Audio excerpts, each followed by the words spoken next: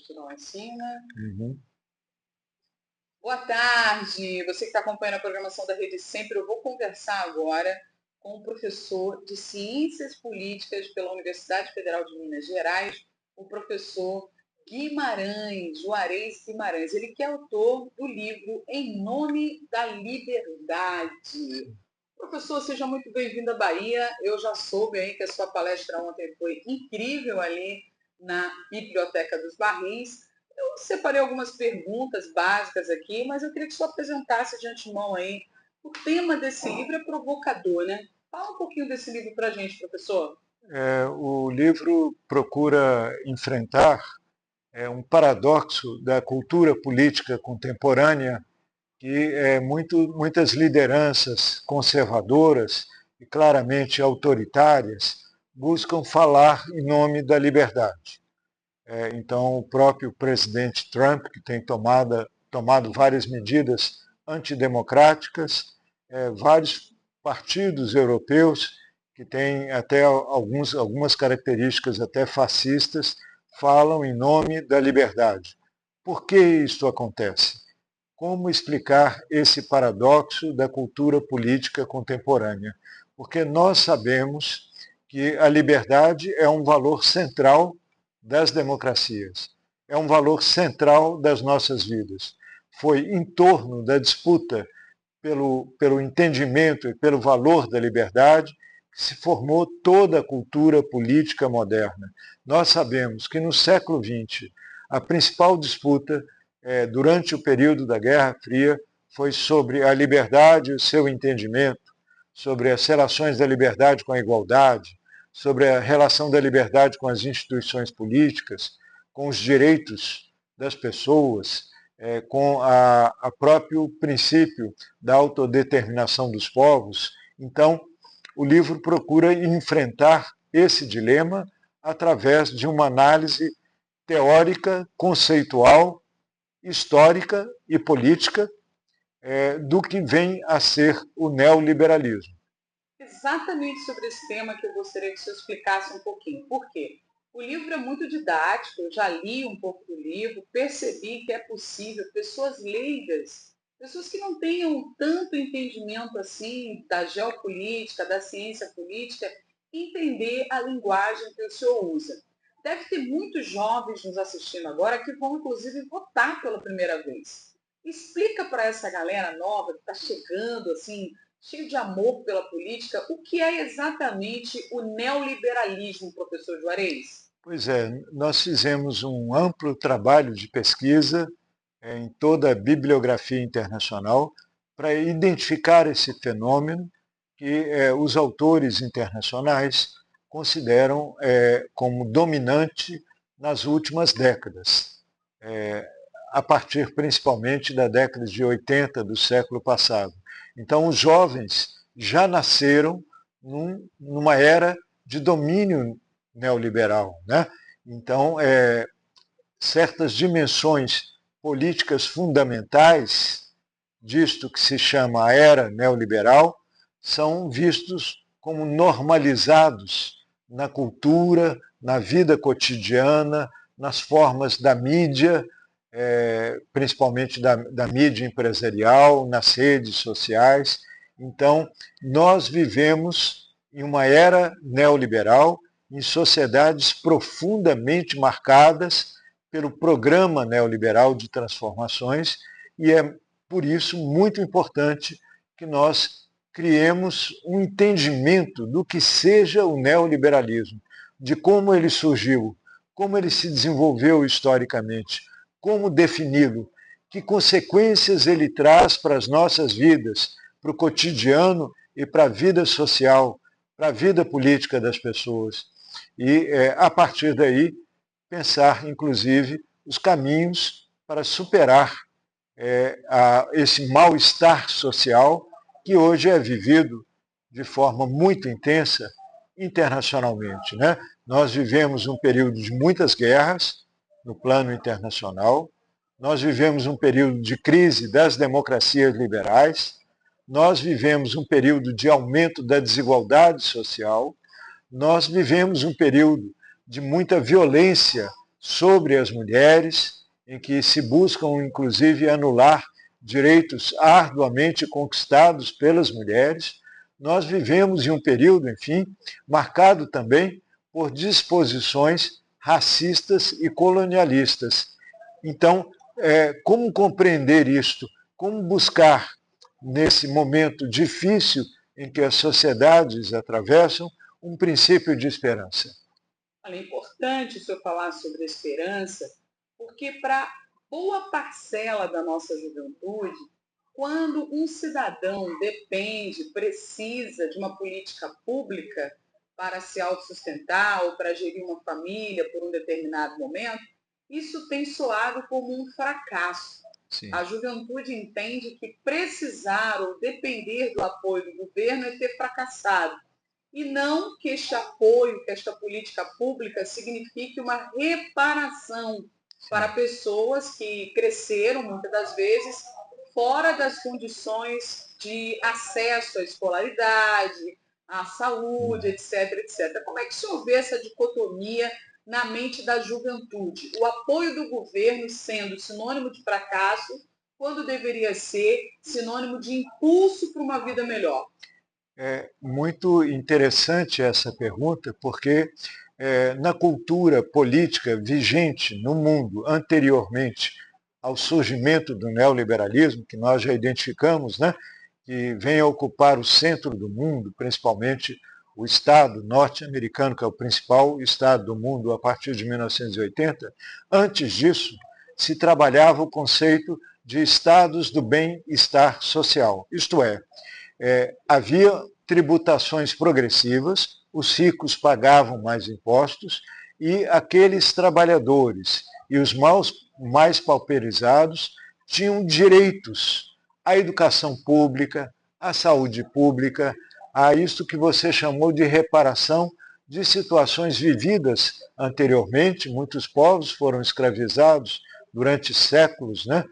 Houve colonialismo, houve situações de muita exploração das classes trabalhadoras no século XIX, mesmo no século XX. Então, essa ideia de um estado do bem-estar social, em que as pessoas, enquanto cidadãs, enquanto pessoas livres, têm o direito a essas políticas públicas, contra esta ideia veio exatamente a cultura neoliberal. Que então veio pregar o princípio de que cada um deve se sustentar por sua própria conta no mercado. E aqueles que não conseguirem um bom emprego, ou um emprego que lhes dê algum rendimento que capaz de sustentar a sua pessoa, a sua família, são considerados, então, na linguagem do neoliberalismo, losers, perdedores, fracassados, né? Então, ao invés de, como no regime anterior, reconhecer o direito dessas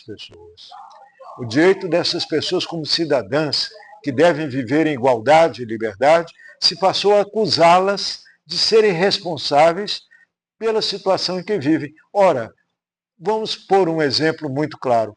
Um menino que foi criado numa família muito pobre, numa favela, que teve que trabalhar desde pequeno para ajudar o sustento da sua família, que não teve condições de se manter na escola e que, portanto, não teve condições de obter um emprego mais qualificado, um emprego com carteira assinada, com os direitos trabalhistas. Essa pessoa que vive, então, como se dizia antigamente, da mão para a boca, isto é, lutando dia a dia por sua sobrevivência, essa pessoa é um fracassado, é um loser, é uma pessoa derrotada, ou, pelo contrário, é quase um herói cotidiano da luta pela resistência. Vamos olhar em volta, e era muito importante, nesse sentido, o valor da solidariedade.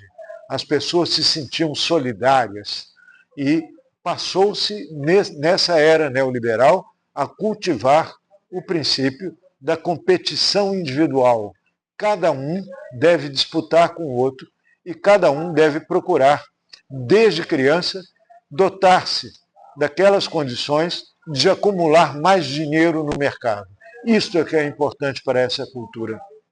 Professor, ainda falando sobre esse tema, a gente sabe que o capitalismo ele já está enraizado na cultura praticamente mundial. Sim. Todos os países do mundo estão vivenciando essa competição.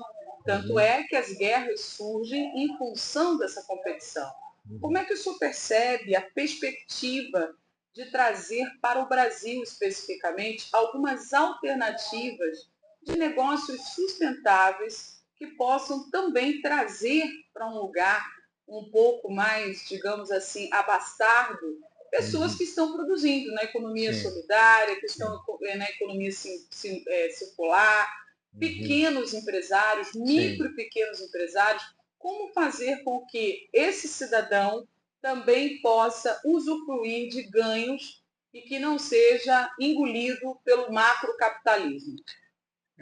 Nesse livro, né, procura-se caracterizar que essa era que nós chamamos era neoliberal produziu uma nova economia, um novo regime de acumulação capitalista no mundo.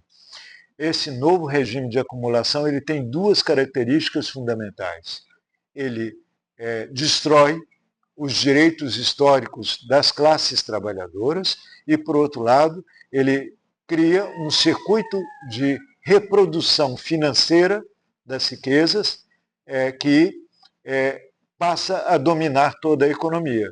Então, são os grandes bancos, são as grandes empresas, em geral, inseridas em circuitos financeiros que passam a dominar a economia. Nós, brasileiros, sofremos especialmente os efeitos dessa financiarização. Nós somos um país que, desde os anos 90, praticam juros completamente extorsivos, que impedem os investimentos do Estado, que impedem as famílias construírem patrimônio, que sobrecarregam, inclusive, as famílias em seus consumos. Então, diante desse contexto em que a precarização do trabalho é muito vasta, são muito importantes as formas alternativas de produção e comercialização, como você bem apontou. As cooperativas, as formas comunitaristas de produção e de distribuição, a ecologia agrossustentável, né? E um conjunto de políticas públicas que podem alimentar essa autoprodução e regimes de trabalho mais qualificados, né, e que permitam uma vida mais digna para as pessoas, preservando também a natureza. Este, como nós sabemos, é também uma dimensão muito importante dessa era neoliberal, porque ela acelerou o processo de destruição da natureza, ao diminuir a regulação sobre as forças de produção capitalistas. Professor, ainda falando sobre o mundo do trabalho, dentro do livro, né, que o senhor traz para a gente, mostre de novo aí, professor Juarez, mostra esse livro aí, mostra a capa desse livro aí para quem está em casa, poder acompanhar com a gente. Olha, Em Nome da Liberdade, o querido professor Juarez, que é da Universidade Federal de Minas Gerais, fazendo essa entrevista exclusiva aqui para a Rede Sempre e para a Rádio do Trabalhador. Professor, o senhor faz aí um recorte no mundo do trabalho a partir de 4 pilares, né? O senhor fala sobre a política social, a política de segurança pública, fala em relação à democracia, porque não se pode falar de política social fora da democracia, né? E fala também sobre esse interesse, ou esses interesses, né, de muitos grupos mundiais de manter o trabalhador preso a esse novo ideal. Né? É tanta necessidade de ter em detrimento de ser, que até o trabalhador, que muitas das vezes está ali sendo beneficiado por um programa social, ele acaba se sujeitando ao capitalismo para possuir coisas, como é o caso de muitos trabalhadores que preferem estar sendo Uber sem nenhum tipo de registro a ter um trabalho de CLT, porque não consegue mais entender a importância de ter direitos. Fala um pouquinho sobre o quanto a mentalidade das pessoas tem sido afetada por esse capitalismo absurdo que tem abraçado o Brasil? Essa sua pergunta é muito importante por 3 razões.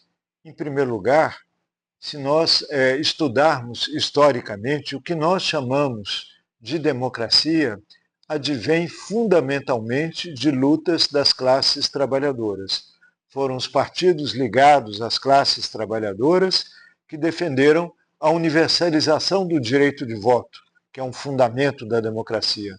Foram também as tradições vinculadas aos trabalhadores que defenderam os direitos das mulheres, inclusive os direitos das mulheres trabalhadoras. Vamos nos lembrar, inclusive, que o Dia Internacional da Mulher, o 8 de março, é vinculado a uma luta de mulheres grevistas de Nova York. Também foi muito importante a luta dos trabalhadores para organizar os primeiros sistemas públicos de saúde, para generalizar a ideia da educação pública gratuita para todos, para instituir os direitos mínimos do trabalho, como o direito à licença remunerada, a férias, a redução da jornada de trabalho, a proteção contra o acidente do trabalho, o direito à aposentadoria, são todos esses direitos criados pela luta dos trabalhadores. Nós não conseguimos imaginar uma democracia que não tem esses direitos. Ora, o que fez o neoliberalismo? Ele procurou exatamente atacar a base social de sustentação desses direitos democráticos, optando por formas cada vez mais autocráticas, autoritárias de regime. Isto, então, gerou um processo de aprofundamento da desigualdade social, de precarização do mundo do trabalho, isto é, massas de trabalhadores passam a ter que se sustentar sem a garantia desses direitos fundamentais. Então, veja bem, nós identificamos que a crise das democracias contemporâneas, que é uma agenda central na ciência política internacional hoje, essa crise se vincula centralmente à situação das classes trabalhadoras e dos retrocessos havidos em seus direitos fundamentais, em suas formas de sociabilidade, como os sindicatos, como as cooperativas, e mesmo as culturas da solidariedade, da igualdade social, que são típicas das tradições do trabalho. As pesquisas que nós temos acesso atualmente desmentem a ideia de que a maioria da classe trabalhadora é contra a CLT, contra os sindicatos. Foi realizado recentemente uma grande pesquisa nacional pelo DIEESE, através do Instituto Vox Populi, que indica que 70% dos trabalhadores, do universo de todos os trabalhadores, sejam eles sindicalizados ou informais, do setor industrial, de serviços, agrícolas, enfim, de todas as classes trabalhadoras, 70% julgam importante ter sindicato e julgam ser importante sindicalizar-se. Além disso, a maioria do povo brasileiro, nas pesquisas que se realizam em geral nos institutos, são favoráveis à carteira de trabalho, que as pessoas tenham carteira de trabalho e que o Estado invista mais em educação, saúde e garanta uma aposentadoria digna para as pessoas. É certo que existe uma propaganda massiva nas redes sociais e meios de comunicação empresariais, dizendo: trabalhador, olha, isso de trabalhar com carteira é um atraso de vida, que é melhor você ser dono do seu próprio empreendimento. Mas veja bem qual é a jornada de trabalho de alguém que trabalha, por exemplo, em transporte através de um empreendimento pessoal. Em geral, são jornadas de 10, 11 horas. Grande parte da receita que obtém são, são levadas, são apropriadas, né, pelo provedor que garante a rede. Se ocorrer algum acidente com essa pessoa, ela não tem nenhum apoio, ela não tem férias, ela não tem direito a nada. Então, essas formas precarizadas de trabalho, elas, as pessoas, a maior parte delas, vão sentindo que é necessário garantir patamares mínimos de direito. Perfeito. Conversei aqui com o professor Juarez Guimarães. Muito obrigado, professor. Sua entrevista é extremamente esclarecedora. Mostre de novo o livro aí para quem está em casa, acompanhando aqui a live através da Rede Sempre TV. Olha, Em Nome da Liberdade, tá? Eu vou sair aqui do perfil da Rede Sempre e nós vamos para o perfil da Rádio do Trabalhador. Tem muita gente aqui se comunicando com a gente, viu, professor? Olha, estão dizendo, quando a democracia de um país se fragiliza, a classe trabalhadora é quem sente primeiro os seus direitos. Foi a Leninha. Muito obrigada, querida, pela participação. Olha, pautas necessárias. Parabéns para a Rede Sempre. Obrigada. Nós vamos sair do ao vivo aqui e nós vamos direto para a Rádio do Trabalhador, onde eu vou fazer perguntas mais específicas ligadas aí à questão dos direitos dos trabalhadores e da importância dessa vivência sindical, não é, professor? Nós vamos falar um pouco mais sobre isso, aproveitando aqui a presença do professor Juarez Guimarães, ele que é da Universidade Federal de Minas Gerais, está visitando a Bahia, lançando aqui esse livro que é de extrema relevância para você que está começando a se interessar por política, você que já se interessa, tá bom? E já, logo mais, vai estar no YouTube, viu, professor Juarez? Sim. O senhor espalha o nosso link aí para Minas Gerais toda, porque vai estar também no YouTube. Então, sim, muito obrigado, professor. A gente volta em 5 minutinhos lá no perfil da Rádio do Trabalhador. Obrigado. Obrigado, digo eu.